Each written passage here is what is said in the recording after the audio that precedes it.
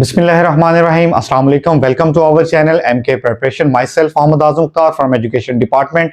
और स्टूडेंट्स, जैसा कि आपको इल्म है कि एमके प्रिपरेशन एक वेल एस्टेब्लिश्ड ऑनलाइन इंस्टीट्यूट है और पिछले 10 सालों से हम वन पेपर की प्रिपरेशन करवा रहे हैं। इस हवाले से हज़ारों तलबा ने हमें ज्वाइन किया और सैकड़ों तलबा ने कामयाबियाँ हासिल की। अगर आप उनकी सक्सेस स्टोरीज को देखना चाहते हैं तो आप एमके पब्लिकेशन की वेबसाइट, ऑफिशियल वेबसाइट पर जाकर उनकी सक्सेस स्टोरीज को भी देख सकते हैं। आज का जो हमारा टॉपिक है वो एजुकेशनल टैक्सोनॉमीज का है। एजुकेशनल टैक्सोनॉमी का ये हमारा दूसरा लेक्चर है, जबकि हमने फर्स्ट लेक्चर में टैक्सोनॉमी और एजुकेशनल टैक्सोनॉमी को डिस्कस किया। इसके अलावा ब्लूम टैक्सोनॉमी को हमने डिटेल से डिस्कस किया।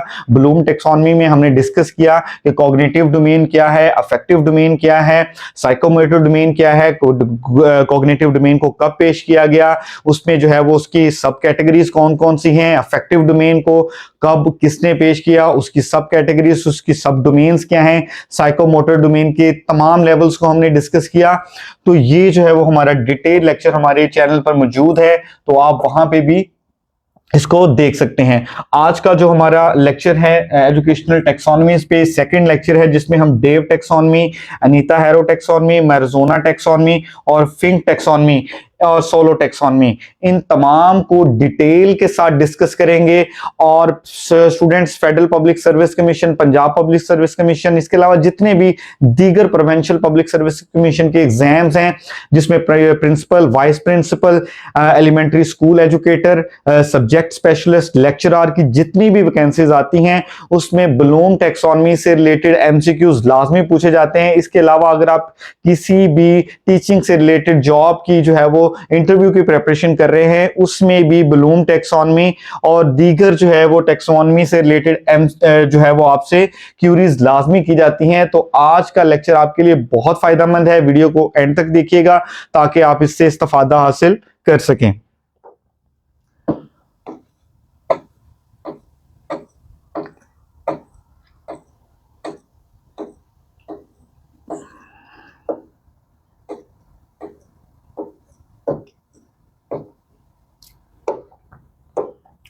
स्टूडेंट्स, आज हम डिस्कस करेंगे सोलो टैक्सोनॉमी को। सोलो कहते हैं structure of observed learning outcome, और इसको जो है वो किस लिए बनाया गया, इसको बनाने का मकसद ये था कि आप जो है वो लेवल ऑफ अंडरस्टैंडिंग जो है वो डिफरेंट लेवल्स ऑफ अंडरस्टैंडिंग उसको जो है वो देख सकें। स्टूडेंट का लेवल ऑफ अंडरस्टैंडिंग क्या है, इसके जो है वो 5 स्टेजेस हैं, जिसमें जो पहला लेवल है वो प्री स्ट्रक्चरल लेवल है, देन यूनि स्ट्रक्चरल है, मल्टी स्ट्रक्चरल है, उसके बाद इसमें फोर्थ लेवल रिलेशनल लेवल आता है, और लास्टली इसमें जो स्टेज है जो इसका हाईएस्ट लेवल है दैट इज एक्सटेंडेड एब्स्ट्रैक्ट।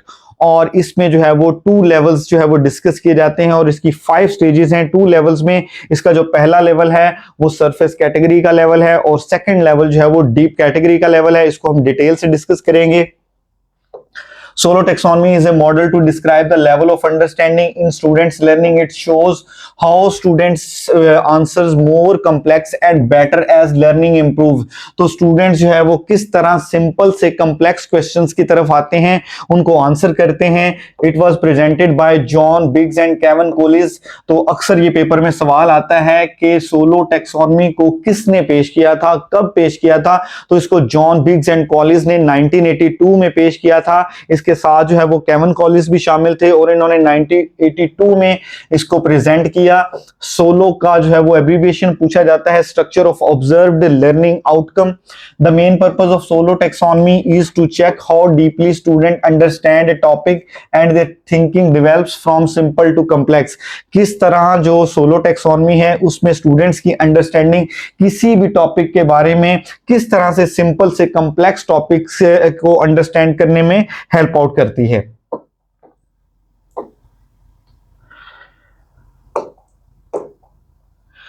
ये जो है वो हमारे पास 5 स्टेजेस हैं सोलो टैक्सोनॉमी की और 2 लेवल्स जो है वो इसमें हम डिस्कस करेंगे डिटेल के साथ विद एग्जांपल, ताकि आप इसको कंप्लीटली अंडरस्टैंड कर पाएं।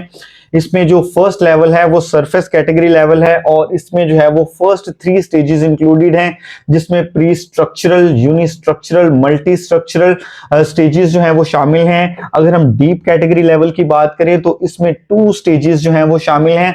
समटाइम स्टूडेंट्स ऐसे होता है कि पेपर में जो है वो ऑप्शंस दे देता है what are the levels in SOLO taxonomy. तो सोलो टैक्सोनॉमी के जो लेवल हैं वो 2 हैं, लेकिन समटाइम वो स्टेजेस को लेवल का वर्ड यूज करके वो क्वेश्चन पूछ लेता है। लाइक वो पूछता है how many levels are there in SOLO taxonomy, तो वो ऑप्शन देता है 3, 4, 5 and 6।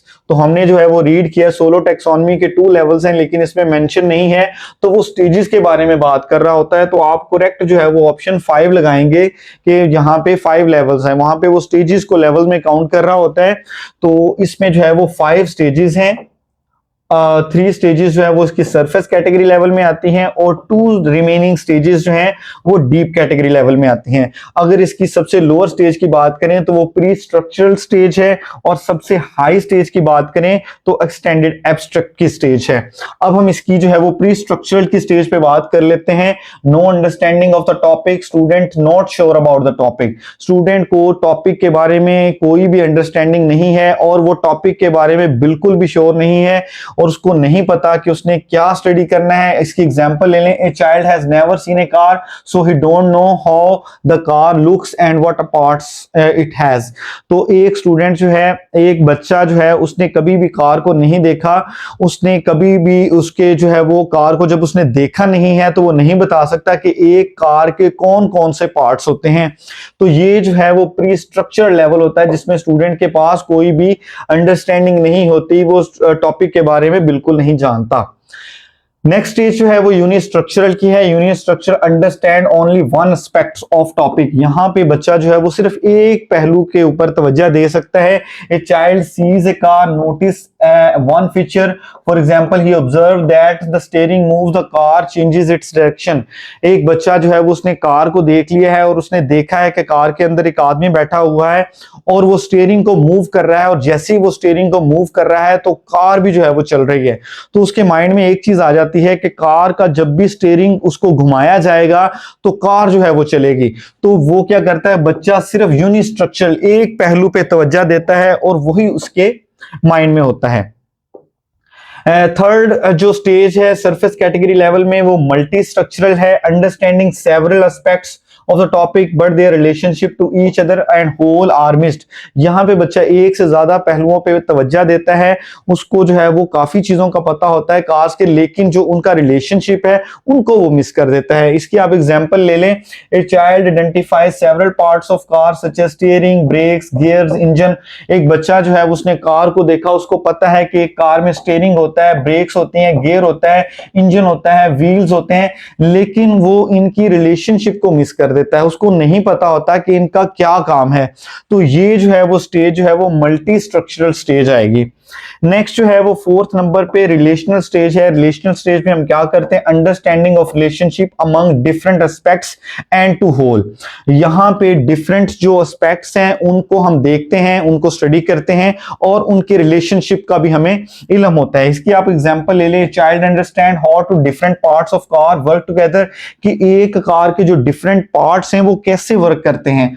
For example he knows, वो जानता है कि जो इंजन है वो फ्यूल को यूज करता है, फ्यूल को यूज करने, जब वो फ्यूल को यूज करता है और स्टीयरिंग को घुमाया जाता है तो कार उसी डायरेक्शन में मूव करती है। तो जो डिफरेंट, और जब भी ब्रेक लगाई जाती है तो कार रुक जाती है। तो जो डिफरेंट स्ट्रक्चरल एस्पेक्ट्स होते हैं उनको जो है वो रिलेट किया जाता है इस 4th लेवल में। अगर हम बात करते हैं 5th लेवल की, extended abstract, that is the highest level of solo taxonomy, और सोलो टैक्सोनॉमी का ये सबसे हाईएस्ट लेवल है। इसमें ability to apply the already gained integrated knowledge in a new situation. इसमें जो भी हमने नॉलेज गेन किया है उसको जो है वो एक न्यू सिचुएशन में अप्लाई करते हैं। Ability to create new ideas after having mastery on subject. आपकी किसी भी सब्जेक्ट में जो है वो आप मास्टर हो चुके हैं और आप खुद से चीजों को जो है वो क्रिएट कर रहे हैं, तो आप जो है वो एक्सटेंडेड एब्स्ट्रैक्ट की स्टेज में होंगे। Here child applies understanding generate new ideas, for example after learning how a car car works. एक एक एग्जांपल आप ये ले लें कि एक बच्चा जो है उसने कार को देखा कि वो कैसे वर्क करती है और उसके किस तरह डिफरेंट पार्ट्स जो है वो आपस में वर्क करते हैं, तो फिर जो है वो कार चलती है। इसी तरह वो अब इस स्टेज में आ गया है कि वो सजेस्ट कर सकता है कि किस तरह से एक इलेक्ट्रिक कार को डिजाइन किया जा सके ताकि फ्यूल की कम से कम बचत हो। तो यहां पे वो खुद से अपने आइडियाज को जनरेट करता है, इनोवेटिव आइडियाज को जो है वो अप्लाई करता है यहां पे।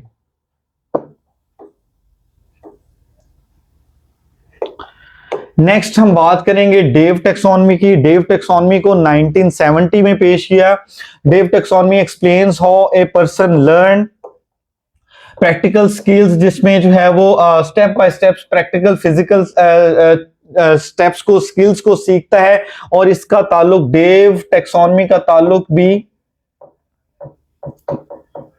फिजिकल डोमेन से है, प्रैक्टिकल स्किल्स के साथ है। It focuses on psychomotor domain, इसका ताल्लुक साइकोमोटर डोमेन से है। Which means learning by doing, जहां पे आप चीजों को करके सीखते हैं। Writing, driving, using tools, different tools use करते हैं। फॉर एग्जांपल आप ड्राइविंग कर रहे हैं, कोई भी कार चला रहे हैं, साइकिल चला रहे हैं, मोटरसाइकिल चला रहे हैं, लिख रहे हैं, तो इसका ताल्लुक जो है वो डेव टैक्सोनॉमी से है, साइकोमोटर डोमेन से। It was firstly presented by Berlin conference में इसको पेश किया गया। इन 1967 में इसको जो है वो बनाया गया, लेकिन फॉर्मली और ऑफिशियली जो है वो 1970 में जो है वो इसको पब्लिश किया गया। What is the purpose of Dave taxonomy? Guides the teacher in teaching skills and proper sequence. Teaching skills में जो है वो ये टीचर को हेल्प आउट करती है to students move from beginner to expert level. ये टीचर को बताती है कि स्टूडेंट का इनिशियल लेवल क्या है और स्टूडेंट का एक्सपर्ट लेवल क्या है। To improve the practice and coordination and confidence, तो ये जो है वो बताती है कि किस तरह से प्रैक्टिस के जरिए से, कोऑर्डिनेशन के जरिए से स्टूडेंट के कॉन्फिडेंस को बूस्ट किया जा सकता है। स्टेजेस ऑफ डेव टैक्सोनॉमी, इसमें फर्स्ट लेवल जो है वो इमिटेशन का है। At this stage the learner copies observe something else, तो जो इमिटेशन का लेवल होता है, यहां पे बच्चा दूसरों को देखता है, दूसरों को देखता है कि वो क्या कर रहे हैं, उनसे उसको चीज को सीखता है, टीचर कैसे पढ़ा रहा है, और बाद में उस चीज को कॉपी करने की कोशिश करता है। That is the first stage of Dave taxonomy. In second stage, it is a manipulation. Learner starts performing skills by following instruction. तो यहाँ पे लर्नर क्या करता है? लर्नर जो है वो चीजों को देखने के बाद खुद से परफॉर्म करता है। He understand what to do, लेकिन फिर भी उसको गाइडेंस की जरूरत होती है, वो मिस्टेक्स करता है, लेकिन वक्त के साथ साथ जो है वो इसमें इंप्रूवमेंट जो है वो आती जाती है। इसकी अगर हम एग्जांपल ले लें, students right sentences by following rules taught by the teacher. एक स्टूडेंट्स जो है वो सेंटेंसेस को लिखना शुरू कर देता है, टॉट बाय द टीचर, जो कि टीचर ने उसको पढ़ाए होते हैं। तो ये जो है वो मैनिपुलेशन की स्टेज है।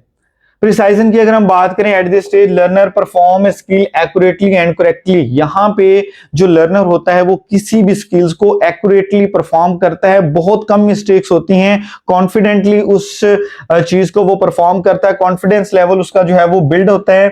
Students rights need correctly without mistakes, तो एक बच्चा जो है वो डिफरेंट सेंटेंसेस को बनाना सीख लेता है विदाउट मिस्टेक्स, तो that is a precision level. अगर हम बात करते हैं आर्टिकुलेशन की, now learner can combine different skill together smoothly. He can perform complex task by coordinating multiple actions, performing become organised and flexible.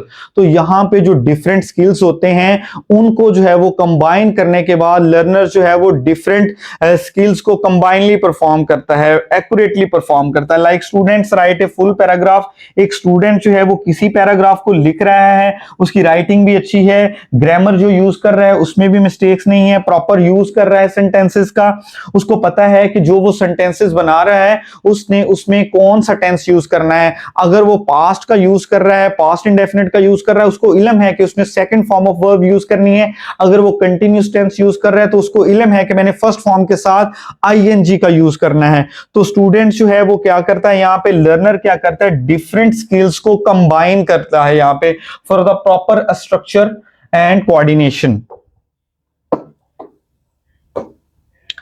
Next naturalisation. Naturalisation में क्या होता है, this is the highest stage where skills become automatic and effortless. यहाँ पे naturalisation में skills जो है वो इतने ऑटोमेटिक हो जाते हैं कि वो खुद से चीजों को परफॉर्म करना शुरू कर देता है, वो चीजों के बारे में सोचता नहीं है बल्कि वो उसकी हैबिट बन जाती है।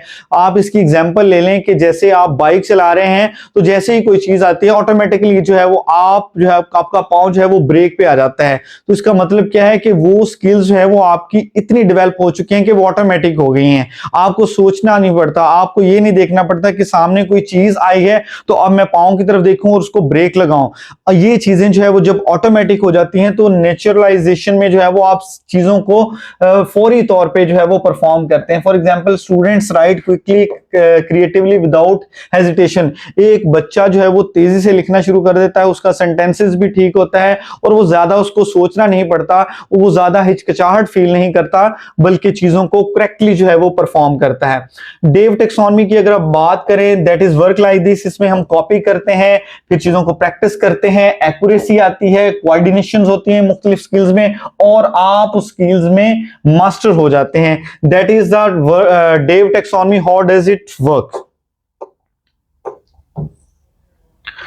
नेक्स्ट जो है हम डिस्कस करेंगे अनीता हैरो टेक्सोनॉमी को। अनीता हैरो टेक्सोनॉमी 1972 में इसको पेश किया। Anita harrow taxonomy explains how learn physical skills like writing, playing, using tools. इसमें जो है वो डिफरेंट टूल्स क्या यूज किए थे, इसमें भी साइकोमोटर डोमेन को जो है वो डिस्कस किया गया। लर्निंग बाय डूइंग, यहाँ पे चीजों को हम प्रैक्टिकली जो है वो परफॉर्म करेंगे, फिर जो है वो हम किसी भी स्किल्स को डेवलप कर सकेंगे। टीचर को ये वो हेल्प आउट करती है ताकि स्टूडेंट्स जो है वो अपनी फिजिकल स्किल्स को डेवलप कर सके। टीचर्स को गाइड करती है ताकि स्टूडेंट्स जो है वो बेसिक से एडवांस स्किल्स को कैसे सीख सकेंगे। Improve practice, coordination and performance. तो जो अनीता हैरो की टैक्सोनॉमी है इसके जरिए से कोऑर्डिनेशन और परफॉर्मेंस में बेहतरी आती है। To make learning more organise, effective, specially in sports, laboratories and practical subjects. तो जो भी प्रैक्टिकल सब्जेक्ट्स हैं लाइक बायो की अगर हम बात करें, केमिस्ट्री की बात करें, फिजिक्स की बात करें, तो उसमें जो है वो हमें चीजों को प्रैक्टिकली परफॉर्म करना पड़ता है। डिफरेंट जो है वो हम एक्सपेरिमेंट्स करते हैं, तो इसमें जो है वो करेक्ट जो है वो है कि हम जो है वो चीजों को स्पोर्ट्स में जो है वो अगर हम देख लें तो वहां पे भी जो लर्नर है वो चीजों को प्रैक्टिकली परफॉर्म करता है। जब वो प्रैक्टिकली परफॉर्म करता है तो उसका वो स्किल डेवलप हो जाता है और वो उसमें मास्टर हो जाता है। Stages of Anita Harrow taxonomy, अगर हम इसकी स्टेजेस की बात करें तो सबसे पहले रिफ्लेक्स मूवमेंट आ जाती हैं। रिफ्लेक्स मूवमेंट्स कौन सी होती हैं? No need to learn. ऐसी ये जो मूवमेंट्स हैं जिनको आपको सीखने की जरूरत नहीं होती। लाइक इसकी आप एग्जांपल ले लें कि आप जो है वो आपकी आंख में कुछ चला जाता है तो ऑटोमेटिकली आप आंख को ब्लिंक करते हैं। इसके अलावा एक जो बच्चा है वो जो है वो रेंगना स्टार्ट कर देता है जैसे ही थोड़ा बड़ा होता है। एक छोटा बच्चा अपने जो है वो थंब को सक करता है, उसको चूसना शुरू कर देता है। तो ये भी जो है वो नो नीड टू लर्न, इसको सीखने की जरूरत नहीं होती, ये रिफ्लेक्सिव मूवमेंट्स होती हैं। तो इसकी एग्जांपल है suddenly comes near your eyes, blink A ball. जब भी आपकी आंखों के सामने कोई भी बॉल आती है तो आप अपनी आंखों को ब्लिंक करते हैं, that is reflexive movement. Basic fundamental movements है नेक्स्ट। बेसिक फंडामेंटल मूवमेंट्स की बात करें तो इसमें वॉकिंग, रनिंग, जंपिंग, ग्रैस्पिंग है। Children learn these skills at the age in early life days. Movements foundation for more complex skills. तो इसमें जो है वो बच्चा सीखता है कि चलना कैसे है, भागना कैसे है, जंप कैसे लगाना है, थ्रो एक बॉल को फेंकना कैसे है। तो ये हमारी जो है वो सेकंड स्टेज आ जाती है। थर्ड स्टेज जो है वो परसेप्चुअल एबिलिटीज हैं। The stages involve senses. तो यहाँ पे आप जो है वो अपने सेंसेस को यूज करते हैं। Sense of watching, sense of hearing, sense of touching, sense of smelling. इन अपनी सेंसेस को यूज करते हैं देखने की, सुनने की, टच करने की। Guide the movement to learn जजेस distance, direction, timing, improve coordination between brain and body. तो ये कोऑर्डिनेशन को इंप्रूव करता है between the brain and your body. इसकी एग्जांपल ले लें आप, catching a ball by watching its direction. एक जो प्लेयर है वो कैच कर रहा है तो वो बॉल को देखता है, बॉल की डायरेक्शन किस तरफ है, उस डायरेक्शन में वो भागता है, फिर उस चीज को कैच करता है। तो ये आपकी परसेप्चुअल एबिलिटीज में शामिल है। फिजिकल एबिलिटीज की बात करें, these are related to strength, speed and flexibility. तो ये चीज बात करती है आपकी स्ट्रेंथ पे, आपकी स्पीड कितनी है, आप में फ्लेक्सिबिलिटी कितनी है। और इस स्टेज में जो पर्सन होता है वो डेवलप करता है अपने फिटनेस को, अपनी फिटनेस को डेवलप करता है, उसकी एबिलिटीज में जो है वो बेहतरी आती है। इसी अब एग्जांपल ले लें, a student runs 800 metres without becoming tired quickly. एक जो लर्नर है, एक जो प्लेयर है, वो 800 मीटर की रेस जो है वो उसमें भागता है और वो बिल्कुल नहीं थकता। क्यों नहीं थकता? क्योंकि उसमें स्ट्रेंथ होती है, उसमें स्पीड होती है, उसमें फ्लेक्सिबिलिटी होती है। तो ये जो है वो फिजिकल एबिलिटीज में चीजें आ जाती हैं। नेक्स्ट है skilled movement. Skilled movement, these are the learned practised movement become smooth and accurate. तो यहां पे क्या होता है कि जो आपकी एबिलिटीज होती हैं, जो आपकी मूवमेंट्स होती हैं, वो स्किल्ड हो जाती हैं, आप उसमें माहिर हो जाते हैं। आपने जो है वो उसमें ट्रेनिंग हासिल की होती है और जो है वो रेपिटेशन के जरिए से आप उसमें मास्टर्स हो गए होते हैं। At this level person perform efficiently and confidently. यहां पे जो लर्नर होता है वो किसी भी टास्क को कॉन्फिडेंटली परफॉर्म करता है। उसकी रीजन ये होती है कि वो उसमें स्किल्ड हो जाता है, उसमें वो मास्टर हो जाता है। Playing cricket shots properly and typing fast on keyboard. जैसे आप डिफरेंट क्रिकेट में एक प्लेयर जो है वो शॉट्स खेलता है, कवर ड्राइव करता है, पुल शॉट खेलता है, कट शॉट खेलता है, तो क्योंकि वो उसमें स्किल हो गया होता है, स्किल उसने उसमें हासिल कर ली होती है। और एक जो लर्नर है वो सीखने के बाद टाइपिंग जो है उसकी स्पीड में उसमें इंप्रूवमेंट आ जाती है। वो विदाउट एनी मिस्टेक चीजों को टाइप करता है। जब कीबोर्ड को देखता है, कीबोर्ड को पहले देख के टाइप करता है चीजों को, लेकिन जब उसमें स्किल हो जाता है तो वो without watching at the keyboard he can type whatever he wants to type. Next, the last stage, non-discursive communication. This is the ability to express ideas, emotions through body movement. तो यहाँ पे आप अपने आइडियाज को, अपनी emotions को अपनी body movements के जरिए से जो है वो जाहिर करते हैं। इसमें जेस्चर, फेशियल एक्सप्रेशंस, आपकी बॉडी लैंग्वेज शामिल है। The movement meaning do not use words. तो यहां पे आपको वर्ड्स की जरूरत नहीं होती। नॉन डिस्कर्सिव कम्युनिकेशन में आप वर्ड्स का यूज नहीं करते, बल्कि नॉन वर्बल क्लूज के जरिए से अपने एक्सप्रेशंस को, अपने आइडियाज को, अपने इमोशंस को जाहिर करते हैं। इसकी एग्जांपल ले लें, teacher uses facial expressions, hand gestures while teaching. तो एक टीचर जो है जब वो पढ़ाता है तो वो अपने हाथों का यूज करता है ताकि वो अपने आइडियाज को कन्वे कर सके जो भी वो पढ़ा रहा है। अब हम इसकी समरी की बात कर लेते हैं। Nita Harrow taxonomy works like this. तो इसमें सबसे पहले नेचुरल बॉडी रिएक्शंस होते हैं, वो सिंपल रिएक्शंस में कन्वर्ट होते हैं और वो स्किल्ड परफॉर्मेंस में कन्वर्ट होते हैं और बाद में एक्सप्रेसिव मूवमेंट्स में कन्वर्ट हो जाते हैं। Non discursive communication, this is the plan on which Nita Harrow taxonomy works like this.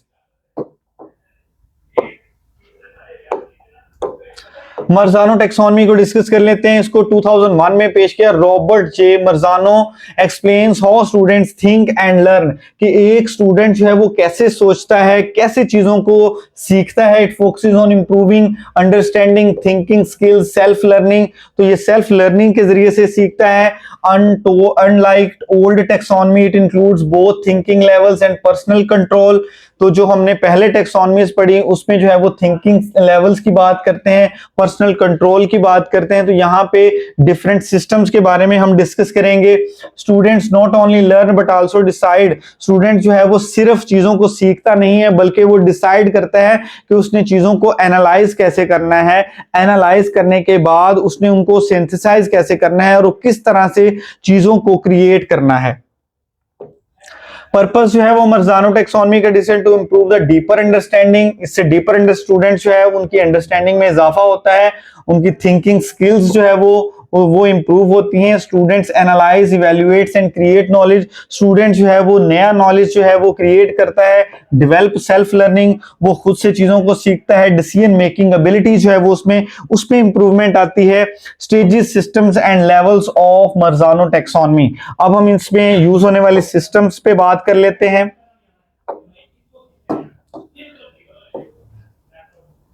इसमें सबसे पहले है सेल्फ सिस्टम। सेल्फ सिस्टम पे बात कर लेते हैं। The first level where student decide whether to learn और नॉट। तो सेल्फ सिस्टम में एक बच्चा इस बात का फैसला करता है कि क्या उसने चीजों को सीखना है या नहीं सीखना। इसका ताल्लुक जो है वो सेल्फ सिस्टम के साथ है। अगर हम इसकी एग्जांपल ले लें, student decide to study English seriously because he wants to get a good job in future. एक बच्चा जो है वो इंग्लिश लैंग्वेज को सीखता है, उसमें टेंसेस को सीखता है, उसकी ग्रामर को सीखता है। क्यों सीखता है? वो सेल्फ जो है वो सिस्टम में होता है क्योंकि वो अच्छी जॉब हासिल करना चाहता है, वो अपनी इंग्लिश को इंप्रूव करना चाहता है, अपने कम्युनिकेशन स्किल्स को इंप्रूव करना चाहता है, और ये सेल्फ जो है वो सिस्टम से वो सीखता है। नेक्स्ट है metacognition system. Metacognition system related with the thinking about own thinking. अपनी थिंकिंग के बारे में सोचना, जो भी उसके माइंड में चीजें चल रही होती हैं वो उन चीजों को देखता है, उनको एनालाइज करता है और अपने प्लान्स करता है, उनको मॉनिटर करता है। अपने प्लान्स को मॉनिटर करने के बाद जो है वो एक्टिविटीज करता है। इसकी आप एग्जांपल ले लें, student make study plan, checks their mistakes and improve their weak area. एक जो स्टूडेंट है वो अपना स्टडी प्लान बनाता है, अपनी मिस्टेक्स को देखता है कि उसमें मिस्टेक्स क्या हैं और फिर उन वीक एरियाज पे काम करता है। नेक्स्ट है कॉग्निटिव सिस्टम। कॉग्निटिव सिस्टम की बात करें, this is the main level where actual learning and thinking happen. Cognitive system जो है इसका ताल्लुक आपकी मेंटल एबिलिटीज के साथ होता है, और आप कैसे सोचते हैं, क्या सोचते हैं और किसी भी टास्क को कैसे परफॉर्म करते हैं। A student learn math formula and uses it to solve different problems. एक स्टूडेंट जो है वो मैथ का फार्मूला जो है वो उसको याद करता है, उसको याद करने के बाद उस फार्मूला से डिफरेंट क्वेश्चंस जो है वो डिफरेंट क्यूरीज जो कि उसकी बुक्स में दी होती हैं, इसके अलावा जो प्रैक्टिकल रियल लाइफ क्वेश्चंस होते हैं उनको सॉल्व करता है। फोर्थ डोमेन जो है वो इसमें नॉलेज है। This is the what we learn. और ये डोमेन इस चीज के बारे में कि हमने कौन सा कंटेंट सीखा, हमारे पास कौन सी इंफॉर्मेशन है, कौन से फैक्ट्स हैं, कॉन्सेप्ट्स क्या हैं, प्रोसीजर्स क्या हैं, मेंटल स्किल्स जो है वो हमने क्या हासिल किए। It is based on the thinking and learning depends. अगर हम इसकी एग्जांपल ले लें, learning facts like Pakistan is the capital of Islamabad. हमने ये सीखा कि पाकिस्तान का जो कैपिटल है वो इस्लामाबाद है, और बांग्लादेश का कैपिटल जो है वो ढाका है, ऑस्ट्रेलिया का कैनबरा है और न्यूजीलैंड का वेलिंगटन है। तो ये जो है वो नॉलेज की स्टेज है, learning how to solve equations, कि आपने अपनी क्यूरीज को कैसे सॉल्व करना है। अगर हम समरी की बात करें मर्जानो टैक्सोनॉमी की, तो सबसे पहले इसमें डिसाइड टू लर्न। आप डिसाइड करते हैं सेल्फ सिस्टम में कि आपने क्या सीखना है, उसको प्लान करते हैं जो आप सीखना चाहते हैं। थिंक एंड अंडरस्टैंड, उसको सोचते हैं, उसको अंडरस्टैंड करते हैं, देन जो है वो आप नॉलेज गेन करते हैं। तो ये जो है वो मर्जानो टैक्सोनॉमी की स्टेजेस हैं जिसके तहत ये टैक्सोनॉमी काम करती है। नेक्स्ट हम डिस्कस करेंगे फिंक टैक्सोनॉमी को। फिंक टैक्सोनॉमी को 2003 में जो है वो डेवलप किया गया था। इसको एल डी फिंक ने जो है वो प्रेजेंट किया। It explain the meaningful learning. ये लर्निंग को ज्यादा मीनिंगफुल बनाता है, फोकस करता है। Students learn deeply. जो स्टूडेंट्स जो है वो डीपली जो है वो चीजों को अंडरस्टैंड करते हैं, not just memorising fact. Students का काम जस्ट चीजों को रट्टा लगाना नहीं है, बल्कि चीजों को पढ़ना, उनको पढ़ने के बाद उनको समझना, उनको समझने के बाद जो उसने नॉलेज गेन किया है उसको अप्लाई करना, उसको अप्लाई करने के बाद उसको एनालाइज करना, उसको सिंथेसाइज करना और लास्टली उस चीज को इवेल्युएट करना। This is the main thing in Fink taxonomy. Purpose of Fink taxonomy की हम बात करें, Fink taxonomy is to help teacher to create learning meaningful, useful in real life. It encourages students not only to gain knowledge. इसका मकसद सिर्फ student के लिए knowledge को गेन नहीं करना होता, बल्कि अपने स्किल्स को डेवलप करना, वैल्यूज को डेवलप करना, एबिलिटी टू कीप लर्निंग, और हमेशा सीखते रहना, सीखने के अमल को जारी रखना। स्टेजेस ऑफ फिंक टैक्सोनॉमी की बात करें तो इसमें जो फर्स्ट स्टेज है वो फाउंडेशनल नॉलेज है। फाउंडेशनल नॉलेज का ताल्लुक लर्निंग बेसिक फैक्ट्स, इसमें जो है वो फाउंडेशनल नॉलेज में बेसिक फैक्ट्स को स्टडी करते हैं, इंफॉर्मेशन को स्टडी करते हैं। लाइक अगर हम एग्जांपल दें कि अगर हम टेंसेस बनाना चाहते हैं तो उससे पहले हमें ग्रामर के रूल्स सीखना होंगे। हमें पता होना चाहिए कि पार्ट्स ऑफ स्पीच क्या हैं, उसमें नाउन क्या है, वर्ब क्या है, एडवर्ब क्या है, एडजेक्टिव क्या है, प्रेपोजिशन क्या है, कंजंक्शन क्या है, ये तमाम चीजों हम देखते हैं, फाउंडेशंस है। उसके बाद जो है वो ग्रामेटिकल जो है वो हम चीजों को सॉल्व करते हैं। उसमें जो है वो एक सेंटेंस में हम बताते हैं कि ये चीजें जो है वो पार्ट्स ऑफ स्पीच से रिलेटेड हैं। सेकेंड लेवल पे एप्लीकेशन आता है, जो हमने नॉलेज सीखा है उसको हम अप्लाई करते हैं। फॉर एग्जाम्पल हमने सीखा कि हम जो है वो माशरे में कैसे रहेंगे, उसके बाद जब आप माशरे में जाएं उसमें डिफरेंट आपको प्रॉब्लम्स देखने को मिलेंगी। उन प्रॉब्लम्स को कैसे टैकल करना है, उसके लिए आपने जो लर्न नॉलेज है, आपका जो आपने नॉलेज सीखा है उसको आप अप्लाई करते हैं और अपनी रियल लाइफ प्रॉब्लम्स को सॉल्व करते हैं। Like a student solve numerical problems bye mathematical formula in class, जैसे एक बच्चा मैथ का फॉर्मूला यूज करता है ताकि वो क्वेश्चन को सॉल्व कर सके। The next is integration. The stage is about connecting ideas from different subjects. यहां पे क्या किया जाता है, जो डिफरेंट सब्जेक्ट्स होते हैं, डिफरेंट एक्सपीरियंसेस होते हैं, उनको जो है वो इंटीग्रेट किया जाता है। लाइक इसकी एग्जांपल ले लें, student connect science knowledge of pollution with social study to understand the environmental problem. एक स्टूडेंट जो है वो अपने साइंस नॉलेज को जो कि आलूदगी के बारे में है उसको इंटीग्रेट करता है सोशल स्टडी के साथ, ताकि वो अंडरस्टैंड कर सके एनवायरमेंटल प्रॉब्लम्स को। जो भी माहौलियाती मसाइल हैं, प्रॉब्लम्स हैं, उनको जो है वो रिलेट करता है, इंटीग्रेट करता है, फिर उसको अंडरस्टैंड करता है। Next, a human dimension. This stage helps the students to learn about themselves and others. They understand their role in society. वो अपना रोल जो है वो सोसाइटी में देखता है और किस तरह से वो माशरे को इम्प्रूव कर सकता है। ये सारी चीजें और उसका रिलेशन क्या है इसमें, उसको डिस्कस किया जाता है। It develop social skills, team work इससे में डेवलप होता है, सेल्फ अवेयरनेस इसमें इंप्रूव होती है। Students learn how their actions affect other. Student इस बात को देखते हैं कि उनके एक्शन से दूसरों को क्या अफेक्ट होगा, उनके स्टाइल ऑफ लिविंग से दूसरों पे क्या अफेक्ट होगा। और इसके अलावा अगर हम इसकी एग्जांपल पे बात करें, a student learn team work by working in A group project and understand the importance of cooperation. एक स्टूडेंट जो है वो टीम वर्क के जरिए से काम करता है, मिलकर काम करता है, कोऑपरेशन के जरिए से अपने बाकी स्टूडेंट्स के साथ, अपने पीयर्स के साथ मिलता है, जो भी उसको प्रोजेक्ट उसके टीचर ने दिया है उस प्रोजेक्ट को सॉल्व करता है, और ये कंबाइन एफर्ट से जो है वो इसको सॉल्व करते हैं। नेक्स्ट है caring. In this stage students develop interest, values, feelings towards learning. इस स्टेप में जो है वो स्टूडेंट्स का इंटरेस्ट क्रिएट होता है, उसकी फीलिंग्स जो है वो लर्निंग की तरफ बढ़ती हैं, वो चीजों को बेहतर तौर पर सीखता है, केयर करता है कि उसने जो भी सीखना है उसके लिए वो मोटिवेटेड होता है। Emotional connection become learning stronger and more meaningful. It helps the students to develop positive attitude. अगर हम इसकी एग्जांपल पे बात करें, students develop positive attitude and appreciation for honesty. वो जो भी काम करता है उसके लिए उसको अप्रिशिएट किया जाता है और वो उस काम को केयरफुली जो है वो अटेम्प्ट करता है। Next, learning how to learn. बहुत इंपॉर्टेंट लास्ट स्टेप है लर्निंग हाउ टू लर्न, कि इस चीज को सीखना कि आपने किसी भी चीज को सीखना कैसे है। सीखने के भी मराहल होते हैं और ये उसमें जो है वो लास्ट स्टेज है फिंक स्टेज में। The stage focuses on becoming independent learner. आप यहाँ पे इंडिपेंडेंट लर्नर हो जाते हैं, चीजों को खुद से सीखते हैं।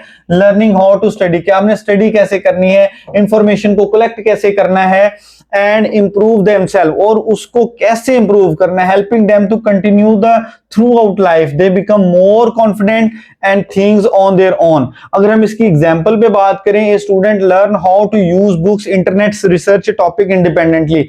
एक स्टूडेंट यहाँ पे इस बात का फैसला करता है कि उसने जो है वो कौन सी बुक्स पढ़नी है, कैसे पढ़नी है, इंटरनेट पे डाटा को तलाश कैसे करना है, और अगर वो कोई भी रिसर्च करना चाहता है तो वो उस रिसर्च को कैसे कैरी करेगा। तो ये सारी चीजें जो है वो हमें बताती है लर्निंग हाउ टू लर्न। अगर हम थिंक टैक्सोनॉमी की बात करें तो ये वर्क करती है सबसे पहले चीजों को जानना, उनको यूज करना, उनको कनेक्ट करना डिफरेंट आइडियाज के साथ, लोगों को अंडरस्टैंड करना, केयर करना and keep learning. Keep learning is the highest stage in think taxonomy. तो स्टूडेंट्स ये था आज का हमारा लेक्चर। उम्मीद है कि आपको एजुकेशनल टैक्सोनॉमी के इस लेक्चर की समझ आ गई होगी। अगर आपको वीडियो अच्छी लगे तो वीडियो को लाइक कर दीजिएगा, चैनल को सब्सक्राइब कर दीजिएगा। नई इंफॉर्मेटिव वीडियोस के लिए हमारे चैनल को सब्सक्राइब कर दें ताकि जैसे ही न्यू वीडियोस आए आप तक बेल आइकॉन के जरिए से, जब आप बेल आइकॉन को प्रेस करेंगे तो आपको नई वीडियोस जो है वो मिलेंगी और आप उस वीडियोस को देख सकते हैं, अपने नॉलेज को इंप्रूव कर सकते हैं। और इस हवाले से अगर आप हमारे रेगुलर सेशंस को ज्वाइन करना चाहते हैं तो आप लिंक में दिए गए कॉन्टैक्ट नंबर 033326050045 एंड 0342447094 इन दोनों नंबर में किसी नंबर पर भी कांटेक्ट करके अपनी रजिस्ट्रेशन करवा सकते हैं। रजिस्ट्रेशन के चार्जेस 6000 है। इस हवाले से हमारे पेडागोजी के रेगुलर सेशंस कंटिन्यू हैं। अगर आप खुद को एनरोल करवाना चाहते हैं इन नंबर्स पे कांटेक्ट करें और अपनी रजिस्ट्रेशन करवाएं। इंशाल्लाह मजीद वीडियोस के लिए, इंफॉर्मेटिव वीडियोस के लिए आपसे दोबारा मुलाकात होगी। तब तक के लिए अल्लाह हाफिज, अपना ख्याल रखिएगा।